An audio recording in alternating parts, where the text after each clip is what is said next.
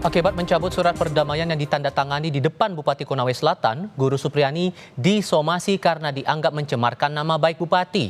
Supriani mencabut surat pernyataan damai dengan orang tua terduga korban penganiayaan yang dimediasi Bupati Konawe Selatan beberapa waktu lalu. Namun pencabutan surat perdamaian berujung somasi dari Bupati.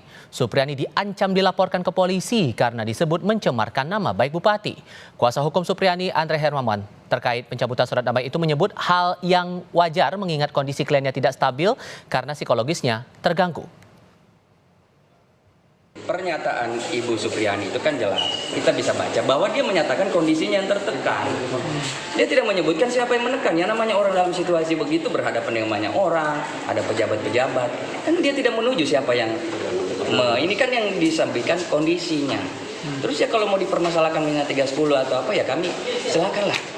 Tapi kan siapa yang ini? Pemda nggak bisa melapor pencemaran nama baik. Kan harus pribadi. Siapa yang dicemarkan nama baiknya? Pencemaran sekarang itu nggak ada institusi ataupun jabatan.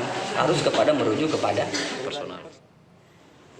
Pada Kamis kemarin, sidang lanjutan terdakwa Supriani, guru honor yang dituduh menganiaya anak seorang polisi kembali digelar. Sidang memeriksa saksi, dokter ahli forensik Rumah Sakit Bayangkara Kendari.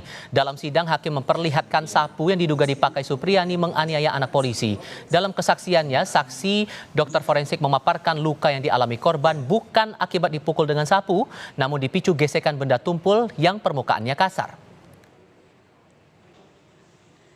Ini bisa diakibatkan bukan namanya luka memar, luka lecet karena dia tergesek-gesekan kayak begitu. Kalau misalkan kita menggunakan suatu hal yang sempit atau apa kan tergesek-gesek jadi seolah kayak melepuh seperti itu. Ini bukan lepuhan seperti itu. Ya, jadi bukan luka lepuh karena suatu luka bakar. Nah ini lebih fokus ke arah gesekan, misalkan ada suatu persentuhan dengan bagian permukaan yang cukup kasar, cukup luas gitu, sehingga mengakibatkan terjadi tergoresan seperti itu. Jadi